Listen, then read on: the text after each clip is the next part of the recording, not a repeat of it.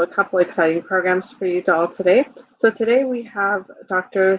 Safder joining us today, and she's going to be talking to us about health and wellness during a pandemic, which I feel like is just so relevant to everything that's going on today. We're all living in this pandemic world, and we're all just trying to adjust and for us to all know, like, what is the new norm? Like, we're kind of living in this. It's been about 5 or 6 months now in a pandemic. So, like, how do we get through this? How do we maintain all of our health? So, a little bit about Dr. Safder. She's the director of the Healthy Lifestyle Program at the Center for Digestive Health and Nutrition at Arnold Palmer Hospital right here in Orlando. She's also the clinical assistant professor at the University of Florida College of Medicine, Department of Pediatrics, also the Florida State University and the University of Central Florida College of Medicine, as well as Pediatric Gastroenterology, attending at the Center for Digestive Health and Nutrition. She currently serves as the chair of the Pediatric Obesity Committee with the Florida chapter of the American Academy of Pediatrics. Dr. Safder also serves as the director of Pediatric Motility Laboratory at the Center for Digestive Health and Nutrition.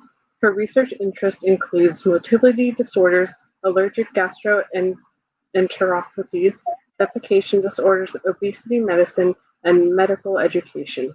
Dr. Safder earned her medical degree from the Deakin College of Medical Sciences in Hyderabad, India. She completed her pediatric residency at Marshall University in Huntington, West Virginia, where she was co-chief resident, followed by a fellowship in pediatric gastroenterology, hepatology, and nutrition at Rainbow Babies and Children's Hospital at Case Western Reserve University in Cleveland, Ohio. Dr. Safder is a board certified in pediatrics, gastroenterology, and obesity medicine. My God, Dr. Safder, that is quite a bio right there. I didn't think you would read the whole thing. No, I didn't. No, I think we should read the whole thing because that's just amazing. All of the things that you do. Like, Thank you. I'm always blown away. Like, I mean, just being a doctor is one thing, but the amount of things. How do you find all the hours in the day to get it all done? Well, alhamdulillah. Thank you so much for that very long and wonderful introduction. So I thank you, Farzana. Of course. So would you like to go ahead and start presenting, Dr. Safder? Sure. So Bismillah. So I'm going to go ahead and start sharing my screen, and just give me, Farzana, just let me know if you can see my slide. Yep, I can. Okay, wonderful. So once again, I would like to thank the MWO, Muslim Women's Organization of Orlando, for giving me this opportunity to speak to all of you during this unprecedented time of our lives with COVID-19, and really what it means to preserve health and wellness during this pandemic.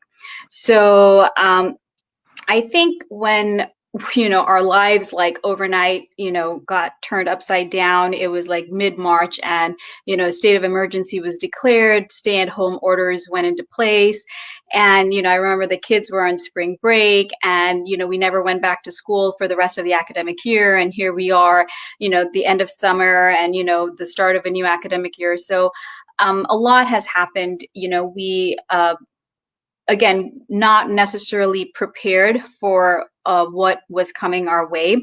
And I think it's really a testament to a person's resilience in terms of how they're able to handle, such degree of stress and change. And obviously staying home was the safest thing to do to get a grip on the spread of the pandemic. And so the question becomes, well, how did we do? How did our health do with these sudden changes that were occurring in our lives? The stress and the habits that we evolved into during the pandemic, too much food, too much stress, not enough sleep, and what that meant on our health and our wellness. So before we kind of delve into what exactly it is, what are the healthy habits, and how do we preserve health and wellness during this unprecedented time of our lives, I think it's important to really define and understand what health is. So I really like this definition by the WHO, where they define health as a state of complete physical, mental, and social well-being, and not merely the absence of disease or infirmity. So it's really all three components, right? It's not enough to just be physically healthy. We all understand that, exercising, eating right. We all understand that, but being mentally healthy, being in a good place emotionally, and being socially healthy. And what does this mean? And what does this mean, during a pandemic? And how do we preserve this? So we'll try to dissect this a little bit further. When we talk about being physically healthy, I think we all understand this well, right? Like taking care of yourself, taking care of your body. This is about eating right. This is about exercising. And when we start to talk about eating and diets, there's so many different things out there in terms of these fad diets. It's very fashionable to be on a keto diet, a low carb diet. Some people are on a gluten-free diet. So there's all these different diets and variations, and it's obviously a very individual thing. But I just wanted to kind of show what a healthy plate looks like. So if you could just, as a generic, what does a balanced diet look like? And when you look at this is from choosemyplate.gov. This is very different from that food pyramid that we saw in school growing up. So, when we were in, elementary school or middle school, I remember we had that, pyramid where you had like carbs or grains at the bottom. So you eat that, in the most quantity. And then you had proteins, and then you had fats on the top of the pyramid, meaning, the fats were the things that were bad. And, you wanted to really avoid that. And that's sort of that food pyramid that we were fed into, believing that was probably the healthiest way for us to eat. But, that has really gone through a whole revamping and, 360. So now when we look at a diet and when we look at what does a balanced plate looks like, I think this is probably the best rendition, where you're using a 9-inch dinner plate and literally you're dividing it into quarters. And so half of your plate should be fruits and vegetables. As you can see, a quarter is dedicated to grains and a quarter to protein, and probably some dairy on the side for your calcium-rich foods. And when we talk about fruits and vegetables, we're not talking, especially vegetables, we're not just talking about potatoes, peas, and corn, as our sides, because those are essentially starches and have a higher sugar content. But we're talking about more of the dark green, the colorful vegetables. Your plate has to look colorful. The grains that we eat, we're looking to eat more whole grains, less refined grains, less processed grains, and of course lean proteins with a side of dairy, which would obviously meet our calcium needs. These plates, I have kids, and I'm sure a lot of you in the audience are moms. And, in your house, when you're trying to implement this, I tell my kids, look, when you're sitting down to eat, you have to have half your plate should be fruits and vegetables. So these plates that you're seeing on the screen right here, you can buy them from Amazon if you go to myplate.gov, and they're literally pre-portioned. So for a kid, this is very helpful because it's, you got different compartments, and you can make sure that they are eating all the components of a healthy, well-balanced diet. I'm a mom, and I'm sure I'm talking to a lot of moms. And when I talk about these things, you might think, oh my God, she must be the most perfect mom, and her kids must eat most perfectly. This is false. I struggle on a daily basis, and even though I'm making these recommendations, believe me, these recommendations are just as much for me as they are for the audience, because these are the guidelines, these are the recommendations, but I struggle with these as well, and I struggle implementing them in my family as well. The reason why there's such an emphasis on diet is obviously we live in one of the most developed countries and advanced countries in the world, and we with our advances and with our,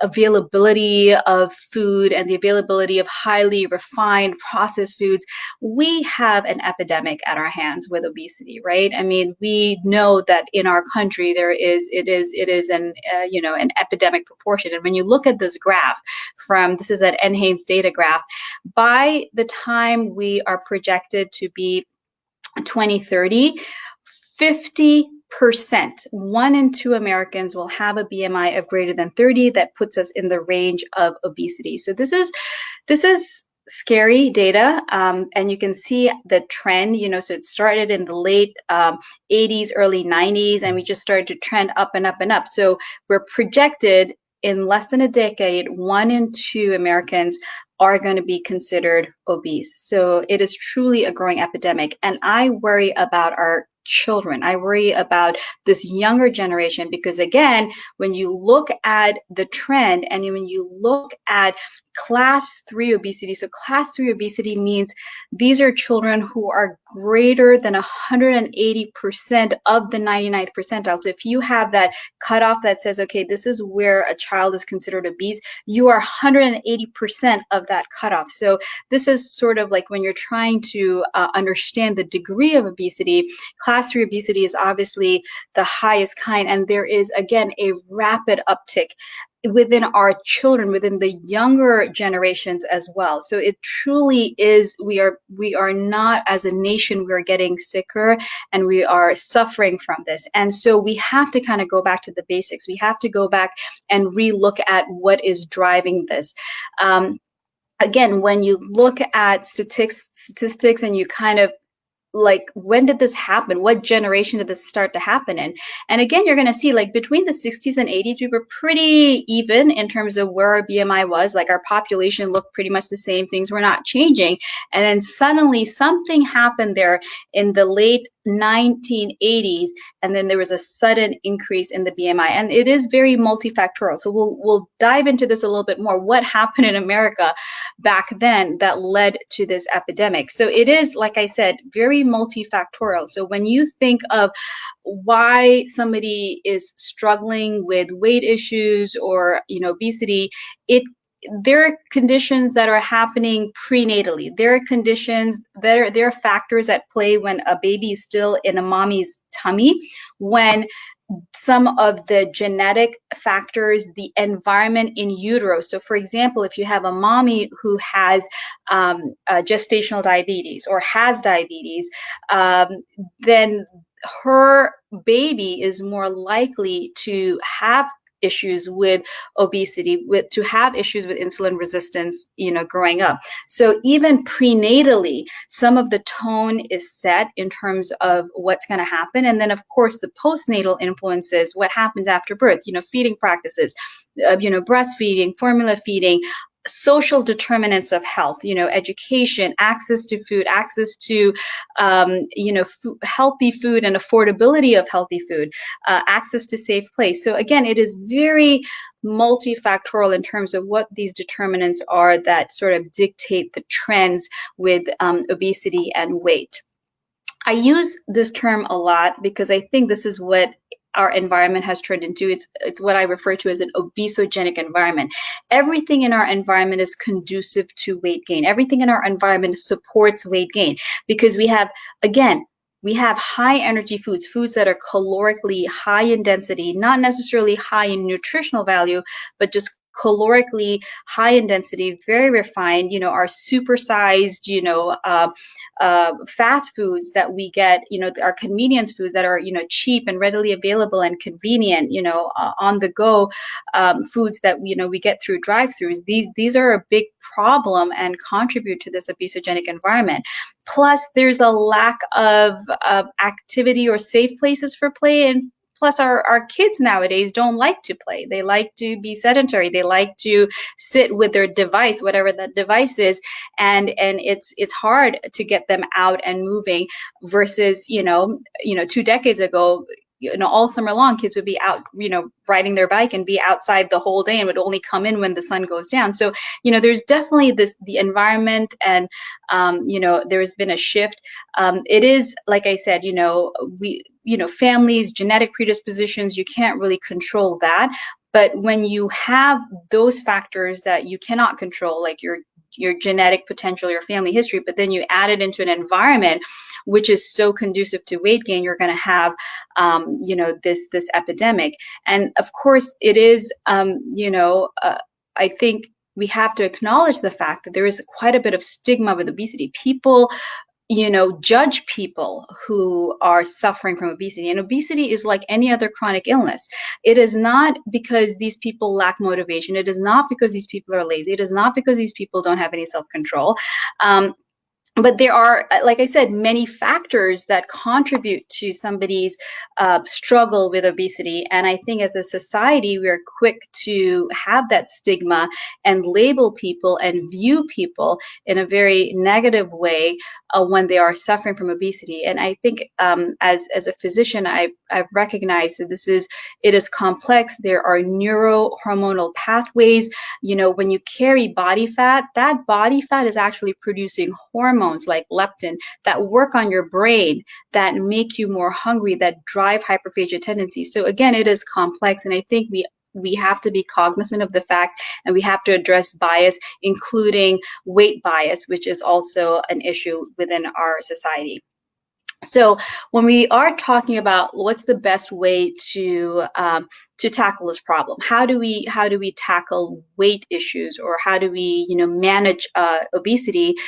Diet. I mean, yes, exercise is important, and we have a whole section dedicated to physical activity and exercise, but the importance of diet cannot be overlooked. So there are lots of diets. There are different fad diets. I always try to say, don't get too caught up. Like, there's always a trend. Like right now, keto is the trend, right? And the trend changes, but try to eat wholesome. Try to eat foods that resemble the primary source, so where they came from. I always ask my kids, I was like, if you can't tell me where this came from, then you probably shouldn't eat it. And I always say, okay, like an apple, where does an apple come from? They're like, okay, well, an apple comes from an apple tree. I was like, great. So when you can identify where it came from in nature, you can eat it.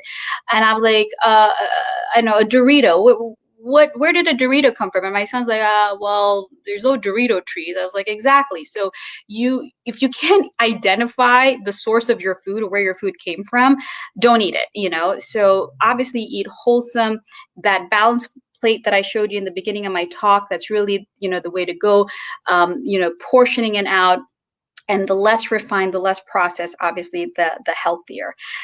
So again, it's, your family, your genetics are always at play. We know that if you have two parents who suffer from obesity, there's an 80% chance that their children would also have the same problems. And we know the problems related, the comorbidities related to obesity will run in the family, like diabetes and cardiovascular problems. We also understand behavior.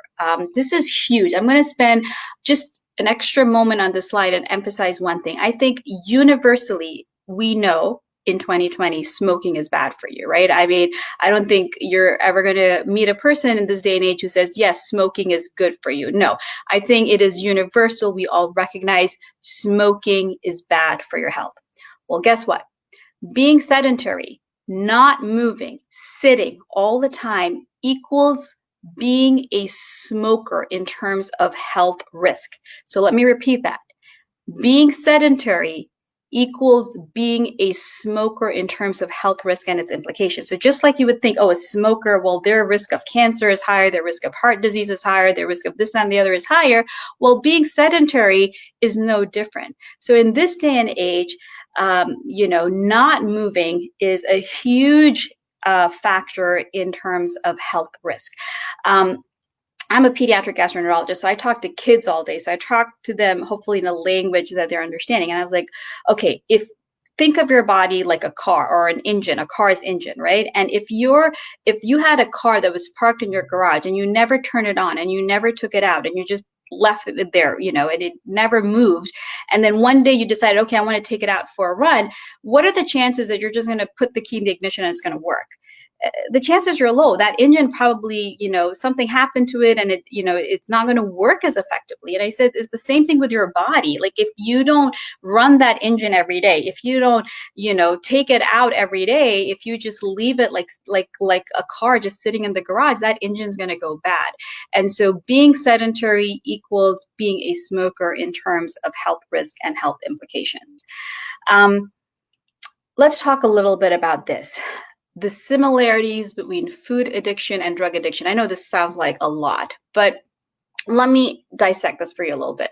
So we all overeat sometimes, right? It's Thanksgiving, it's Eid, okay, there's some great food, there's a party. Yes, we all will overindulge from time to time. And that, I think it's normal, and not uncommon, but there's a level of eating that's beyond that, that I call hedonic eating. So hedonic eating is when you're eating, you're deriving some sort of pleasure, and the food makes you feel good. It's releasing dopamine, in your brain, and so you are really deriving pleasure. And this is where emotional eating comes into play, right? This is when you feel sad, you feel happy, and when you eat, it makes you feel good. So this is because food does have that impact on your brain. It is releasing dopamine. I just sort of mentioned briefly that we have these hormones that is produced in our body, ghrelin, leptin, insulin. These hormones work on the brain, and those centers in the brain are regulating hunger and appetite and energy balance. But these centers in the brain are talking to higher centers in the brain at the level of the cortex, where you have these hormones like dopamine and serotonin, and there's a dialogue that's going on there. And so if these feel good hormones are being released by food, you're going to then indulge in overeating because you are getting an emotional high from food. And then there's other degrees of hyperphagia or overeating, like binge eating, where you eat when you're losing control. And even though you're feeling full, you can't stop yourself from eating. And then there's, some truly medical conditions related to, some, gene signaling, that your appetite centers in your brain are just not working. And these are, patients who have severe hyperphagia and, pretty severe obesity. So again, food can give pleasure to a person, and this is a very compelling slide. So here, what you're looking at is a PET CT, where the areas of the brain that are in red are representative of dopamine, which is the pleasure hormone, the feel-good hormone. And so when you see here, you have a normal brain. So a normal person, meaning, emotionally, they're pretty normal, they're content. So you see they have a good level, they have a good amount of dopamine in the brain. When you look at the brain of an alcoholic or a brain of a cocaine user, so alcoholic, a person who's an alcoholic or cocaine user is truly a person with an addiction problem. So people who have addiction problems have low levels of dopamine. So whatever their vice, whatever drug that they're addicted to, when they are consuming that drug or that substance, that is what gives them that elevation in that dopamine. And so they're chronically depleted in dopamine, and they need that high. They're looking for that high. And so that substance is what provides them that high in that dopamine.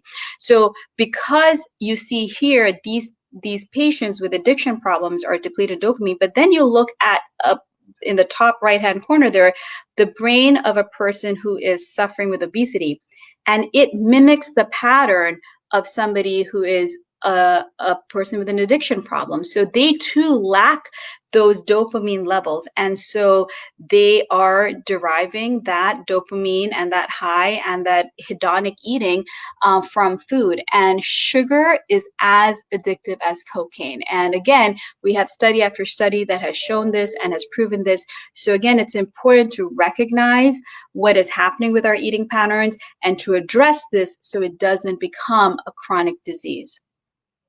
So again, I had briefly mentioned in the 80s, that's when we started seeing the trend go up with our BMI and the obesity rates in America. So what happened then was there was a huge national push on a low-fat diet. So all of the health foods, if they were labeled as low fat, they were considered to be healthy for you. So there was this whole trend that fats are bad, and fats should be removed from the food. So what the food industry did is, okay, well, they started to take the fat out of the food, but they had to replace it with something. They had to put something in that salad dressing to make it taste good and last on the shelf.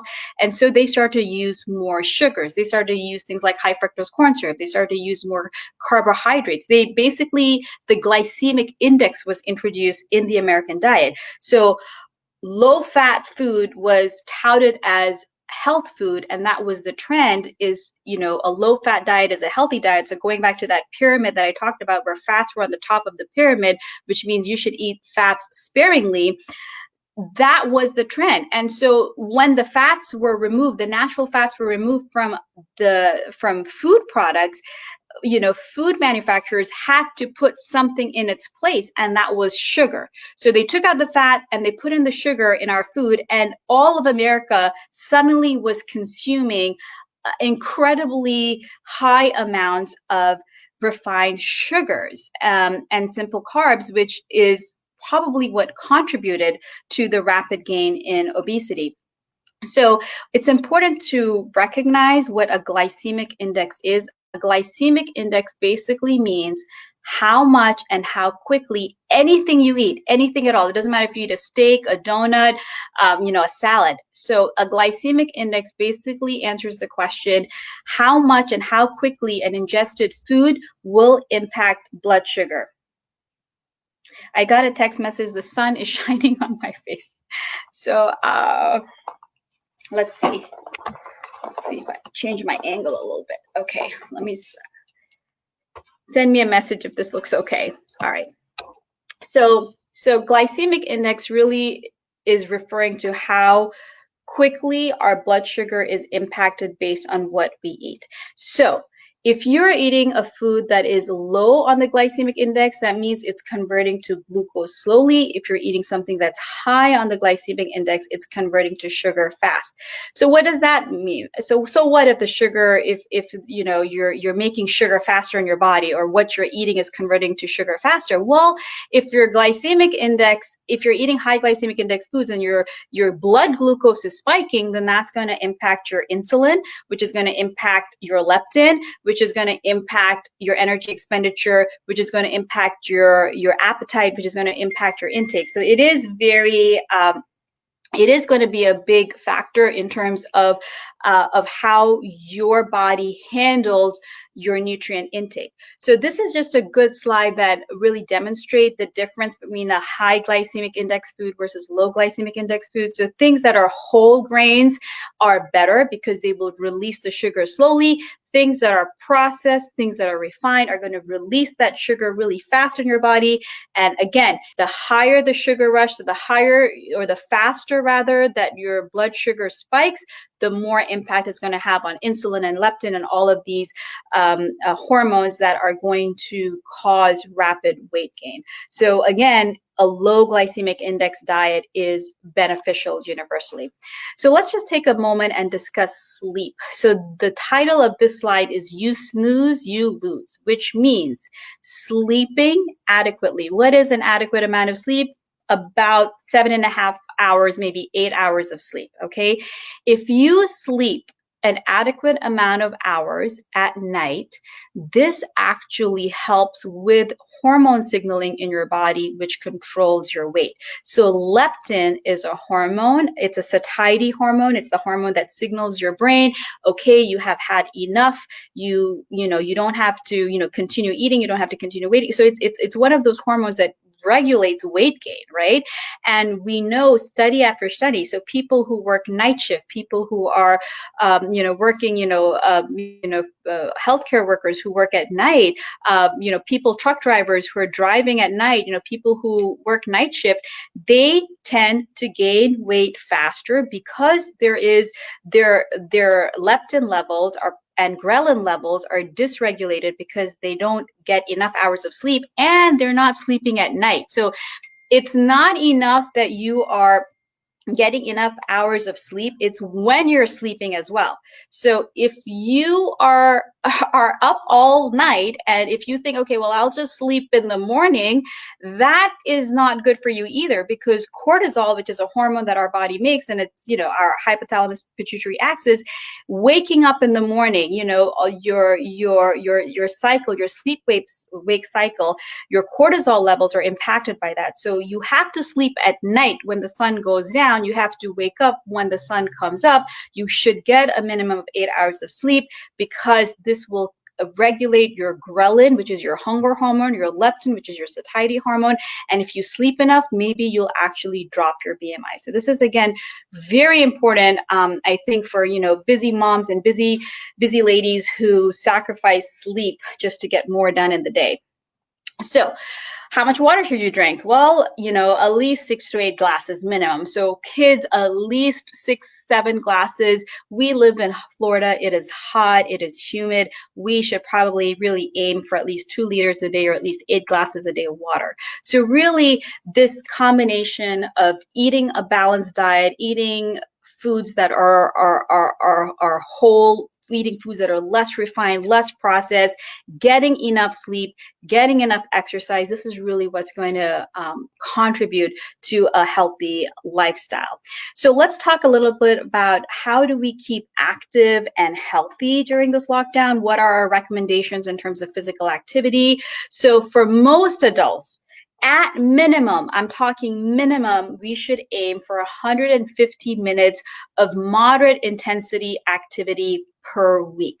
Okay, so you can divide that 150 minutes however you want, as even as low as 10-minute blocks, but as long as you get in 150 minutes of activity a week, that is at least hitting your minimum requirements. And then you should probably combine it with at least 2 days a week of some form of strength training exercise, and more importantly, minimize the amount of time that you are sedentary. In terms of what are the different levels of activity or intensity of exercise? So obviously sedentary is you're not moving at all. Light activity is things like just, doing household chores, walking around, taking the trash out. So that's light. So that doesn't really count. We're really looking for moderate, vigorous, or very vigorous activity. So what is moderate activity? So going for a brisk walk, going for a bike ride. So that would be considered at least moderate levels of activity. A little bit higher vigorous activity is more like, playing a sport, swimming, running. Very vigorous activity could be like doing push-ups, sprinting, lifting weights. And so those are the different degrees of activity, and everything is really based on what kind of response it's getting in terms of your heart rate, in terms of your breathing. If you are not getting your heart rate up, if you're not breathing a little heavily, if you're not a little bit short of breath when you're exercising, you're probably not doing moderate or moderately intense activity. So we have to really try to, whatever the activity is, we have to get our heart rate up, and there are different ways to do that. But once again, the recommendation, and these are the minimum recommendations. The American Heart Association says for most adults, at least if you're going to just do moderate level activity, like just walking, then at least aim for 30 minutes, 5 days a week, which is 150 minutes. Or if you're going to go a little bit faster, if you're going to go for a run, then at least go for 25 minutes, 3 days a week, which is a total of 75 minutes per week. And then combine it with some high intensity muscle and strength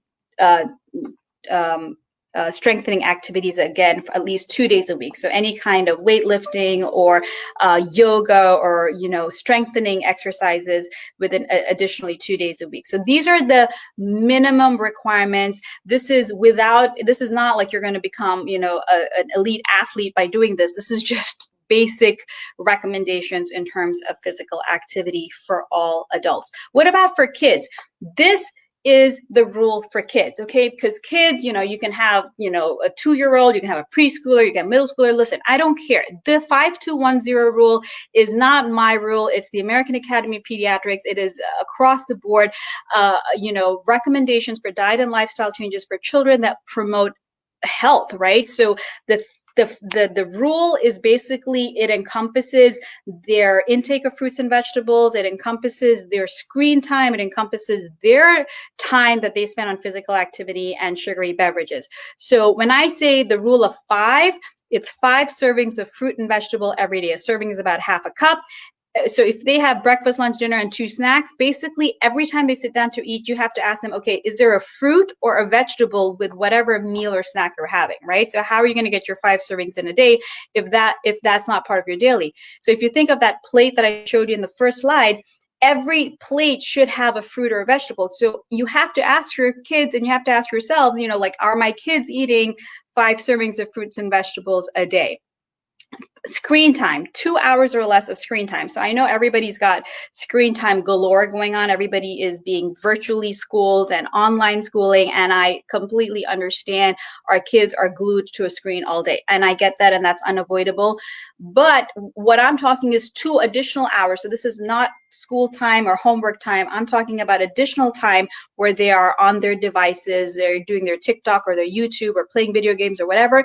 That has to be restricted to less than 2 hours a day, because that is time that they take away from physical activity. Our kids have become completely sedentary.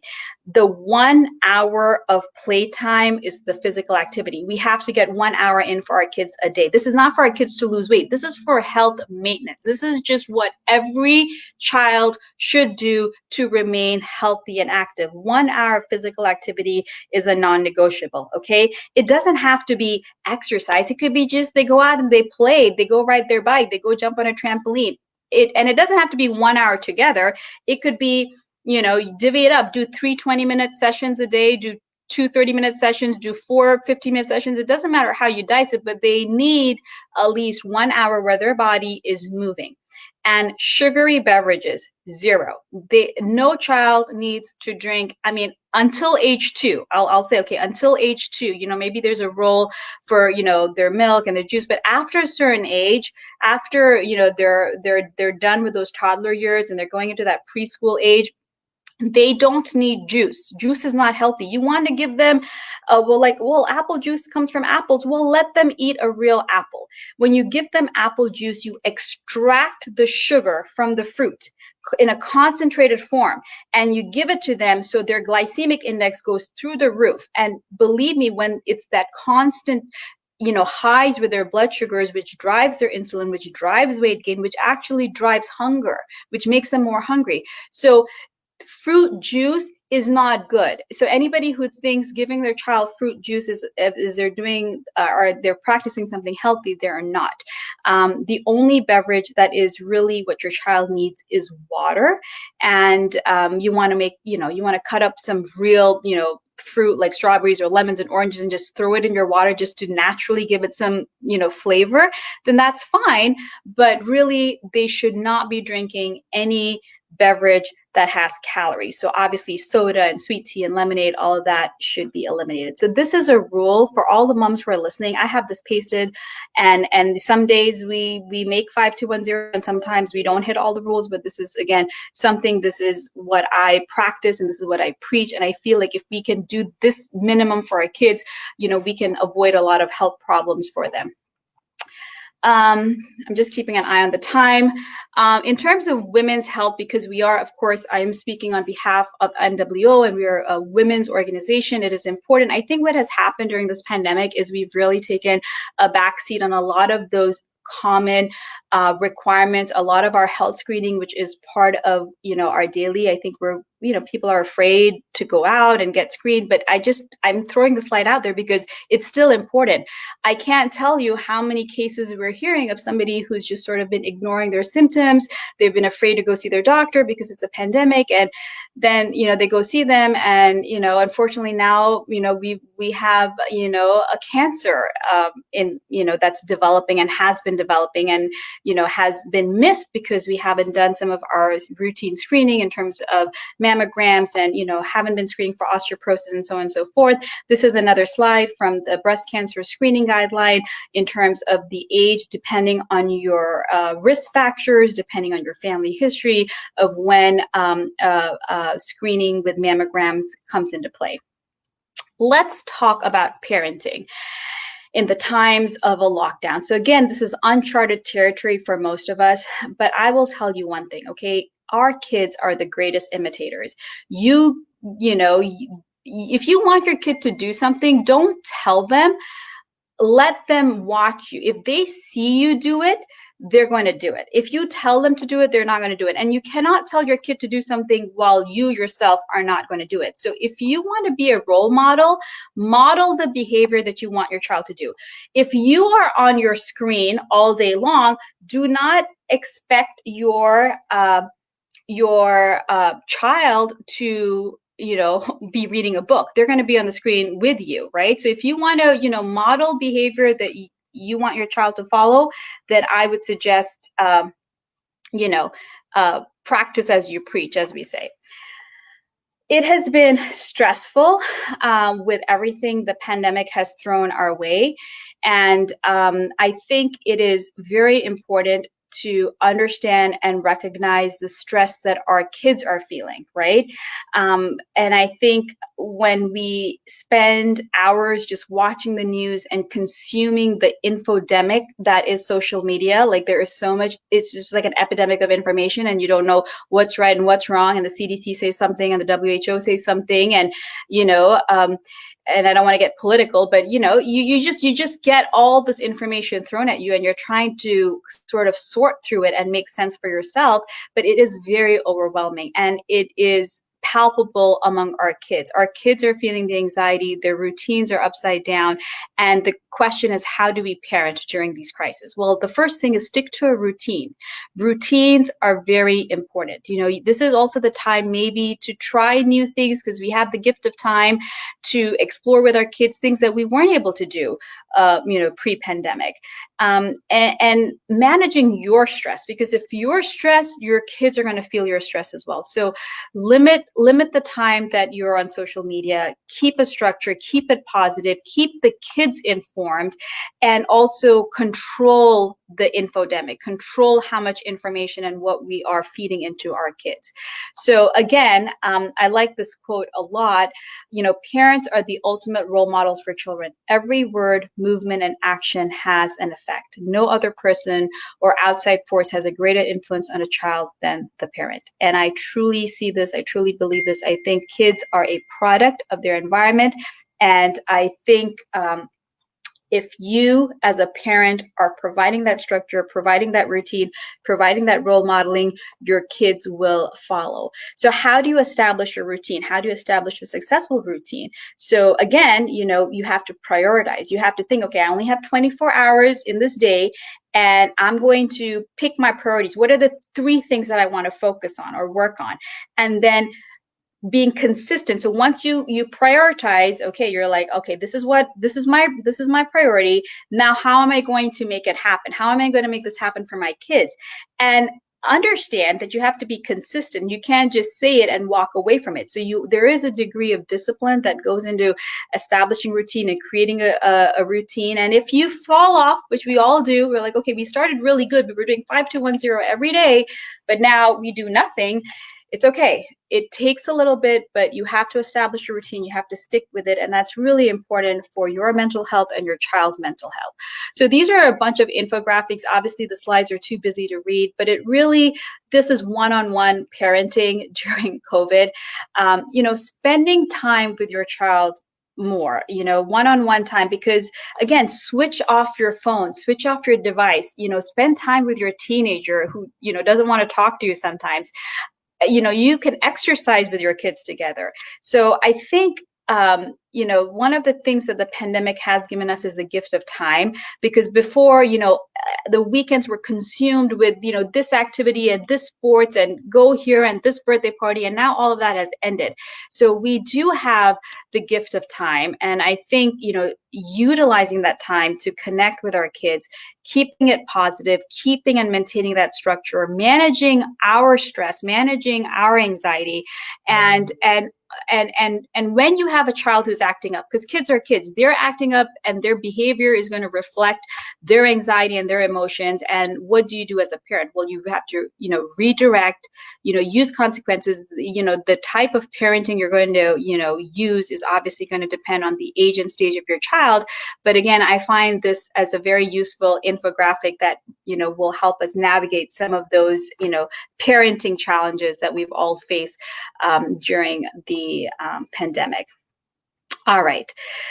So let's switch gears and talk a little bit about, okay, we sort of define health. We talked about a good diet. We set some goals in terms of physical activity. We have the 5210 for the kids. We want to be good role models. But why aren't we successful in getting there? What's the barrier? Why are we just failing at implementing and adopting a healthy lifestyle? Well, there are a lot of reasons. The stress of COVID, right? I mean, if you're dealing with loss of jobs, if you're dealing with the health of a loved one who is, God forbid, has COVID or some other, major medical problems, your schools are closed, you have no socialization, you haven't hugged your parents or your grandparents, that's taking a toll on you. That's taking an emotional toll on you. So there is definitely things that are at play that I think will emotionally eat at us and is definitely going to be a barrier for us, wanting to implement this, healthy lifestyle. Because when you are worrying about just, housing and finances and health, everything else, is going to take a back seat. So the COVID-19 stress is there. It's palpable. It's everybody is feeling it, but you can't fix everything and you can't control everything. And I think that's really the most important thing. Focus on what you can control. What you can't control, just let it go. If you are going to sit there glued to a TV screen or social media and just consuming all of this infodemic and all the negativity that's out there, it is just going to drive you crazy. So you just need to know, when to cut it off and walk away from it. I think the whole parenting and doing the virtual schooling, this is, again, we are, such respect for the teachers, for our kids, because we see now that we're doing virtual schooling and we're doing online schooling, the challenges of education and how challenging it is to, keep the attention of a young kid, keeping them engaged the whole time, and, what our teachers go through. And again, we as parents are now trying to do this or fill this role. So again, for us, there's a lot of unknowns that we are trying to handle. We're working from home. Our kids are going to school from home. We have to sort of monitor them. So again, this is that feeling where you feel like things I'm losing control. And again, you don't have control of everything. So just let the things that you can control, just accept it. Control what you can, control your attitude, control your media consumption, control your kindness and your grace, control if somebody's not wearing a mask, you can't control that. You control your social distancing. So just don't worry about things that are beyond your control. So again, these are just some helpful tips just to sort of summarize some of the things we said, so exercising, that's going to release endorphins. That's going to release those feel-good hormones. That's going to help you deal with these emotions. If you have that negative mindset where you're going to catastrophize everything, you're going to automatically go to the worst case scenario, then yes, you're going to feel miserable and anxious the whole time. So you have to learn not to, to catastrophize everything. You have to rest. You have to let your brain recover. You have to be mindful. So again, the anxiety is there, the limitations are there, but how you cope with it is really what's going to define how resilient you are and how you come out of this. So again, this is more of the same. I'm not going to repeat that. And I think this is so important. So I am now discussing what are the barriers to implementing a healthy lifestyle. And I love this slide. You cannot pour from an empty cup. You, as the mom, as the wife, as the, daughter, the daughter-in-law, the sister, you cannot take care of others when you yourself are not taken care of. Self-care is very important. Self-care is taking care of your emotions, your physical health, your mental health, your social well-being. So your cup is full and you can pour from your cup and you can take care of others. If you are depleted, don't think that you can replete somebody else's cup. So you must learn to fill your cup first. You must learn to take care of yourself first. And I talk to every single woman out there because it is in our DNA to take care of everything else and to take care of everybody else and to put ourselves at the end of the list or the end of the day and on the back burner. And this is what I'm going to emphasize for all the women out there. Self-care is being deliberate in taking care of yourself for the betterment of your mind, your body, and your soul. You're not being selfish when you're taking care of yourself. If you're taking some time to take care of yourself, you are not being selfish. You are actually going to be better in your role as a mother, as a wife, as a sister, as an employee when you yourself are taken care of. And so this is a non-negotiable for all the women out there. You don't put yourselves first and you have to learn to do so. Let's talk about some more barriers, which is completely taking a different tangent.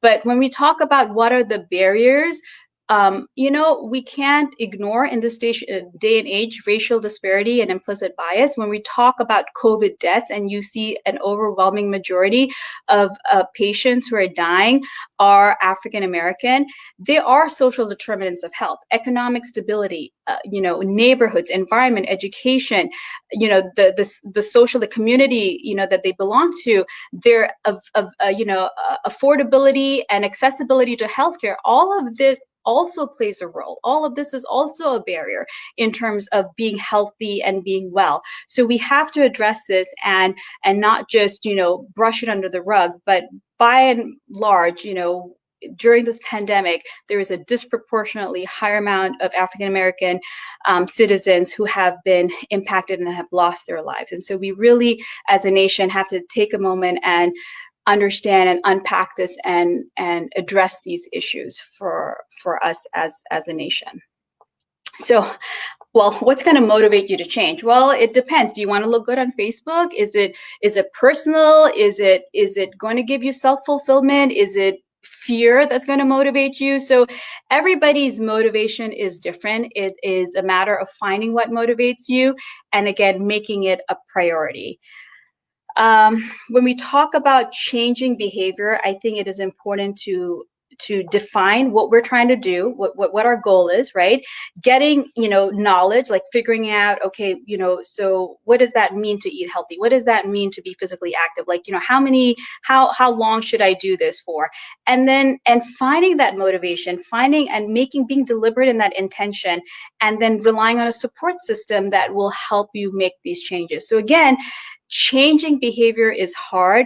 You are going outside of your comfort zone. You're very comfortable doing what you're doing. You're very comfortable with the way things are. And what I'm asking you to do is go outside of your comfort zone, to get uncomfortable and address these changes. And once you do it long enough, it becomes easy and it becomes comfortable. So you've adopted a change and now it's part of the new normal.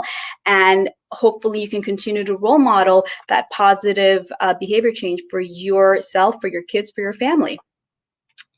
When we talk about who are the people who are going to be able to do it, these are the people who are resilient, and these are the attributes of somebody who is resilient. They take care of themselves. They are emotionally, they're expressive. They're non-judgmental. They're optimists. They're hopeful. They're hardy. They believe in social support. They're able to self-calm. They don't they don't catastrophize every situation.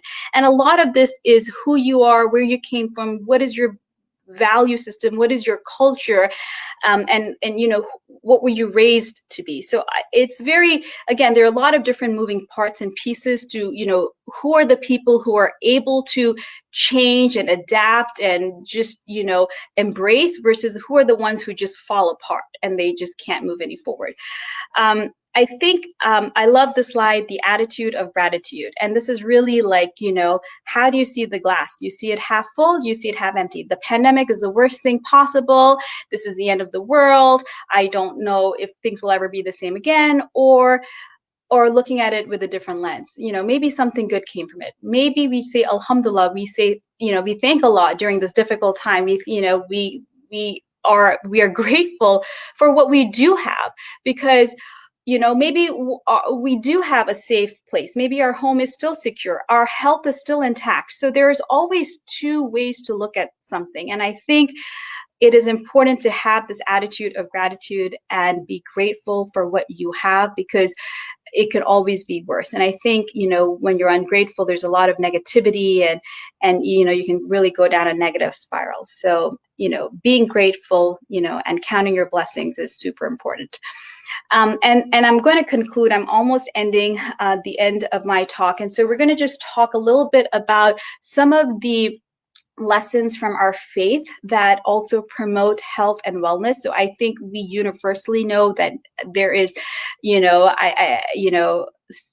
too many studies to count that support the health benefits of fasting. And now intermittent fasting is a huge thing, and we've been doing it for hundreds of thousands of years, and we continue to reap the benefits of this.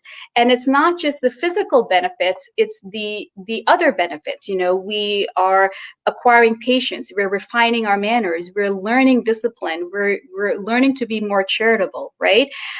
There are innumerable things from our faith and from the Sunnah of the Prophet where we learn about how to treat our neighbor. While we learn during this pandemic how we are supposed to behave, what is our culture, what does our faith teach us, what are we expected to do?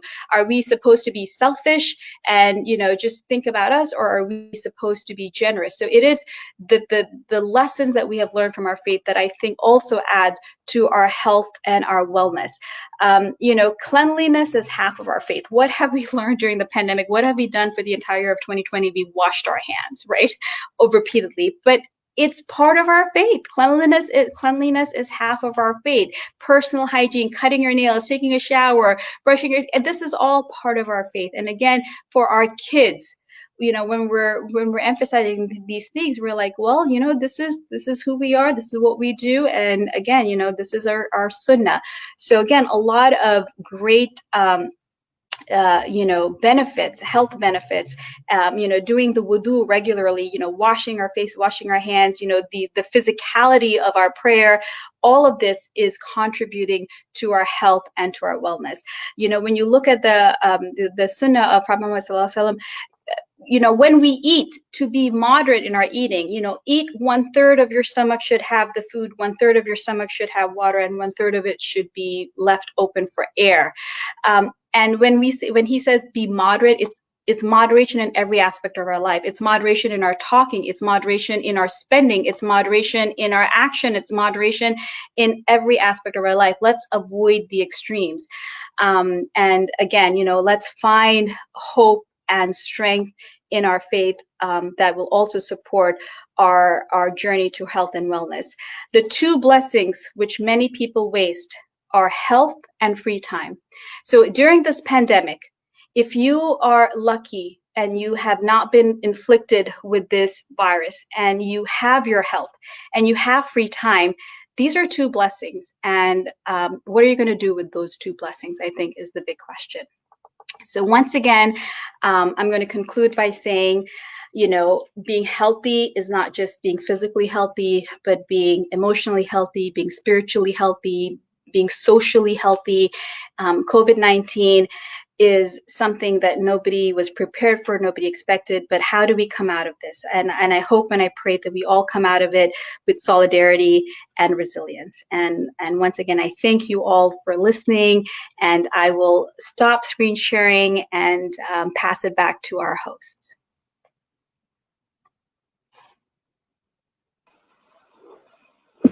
Thank you, Dr. Safder. That was such a thorough and comprehensive presentation that you gave us. And I loved all of the tips that you gave us and your anecdotes and just everything and how you related it back to just tips on what you do for your family. That was just incredible. And I loved hearing all of that. So we do have a couple of questions for you. So our first question was, how do you break the cycle of hedonic and emotional eating? I think the first thing is recognizing that that's happening, and that is, like I said, with the dopamine release Sometimes you may have to talk to a professional about it. Sometimes there's medications that you can use, but you have to recognize it. I think people just, again, they're like, oh, we're just overeating, and they just ignore that they're losing control when they're eating, or they're eating to that point where they're deriving pleasure, even though physically they're not hungry. They're doing it for other reasons. So it is a medical issue. It's a medical condition. And like I said, you should probably talk to your physician about it. And there's probably some medications to address some of those behaviors. Thank you. And then our second question was, one of our participants said that our normal, I believe when you were talking about the My Plate, you had said that it's for a 9-inch dinner size plate. But Yeah. typically the dinner plate sizes now are 11 to 12 inches. So Right. would you just like expand, I guess, like the grain levels, or what would you do in those cases? Well, I said 9-inch for a reason. Because if your dinner plate is larger than that, then yes, this is America. This is the super size me, right? Mm-hmm. You shouldn't have a 11 or 15-inch dinner plate. You should have a 9-inch dinner plate, and you should eat those 4 portions within a 9-inch dinner plate. So I was very, there was a reason why I mentioned the size of the plate, because yes, you can get a huge plate and just fill it with biryani, up and down, but no, a 9-inch plate is the right portion. And we're talking even for adults. This is not just for children. So I think that's the whole, premise of portion control. Perfect. Well, I believe that is all the questions that we have for you. Thank you so much for answering all of that. I just wanted to end by thanking Dr. Safder for joining us today and giving us all of that information. And I hope that everyone that has tuned in also is going to hopefully implement a couple of new things into their life during this pandemic. Then I'd also like to thank all of you all that tuned in today to watch us. And also, just for everyone, just if you guys are interested in anything that MWO does, just go ahead and just like us on Facebook and just follow us on social media. And we always do encourage anyone, if you liked all of this content, just to donate to us so that we are able to bring more content like this. And also, please tune in next month for our next series for our Women's Health Matters. Thank you all. Assalamu alaikum. Assalamu alaikum.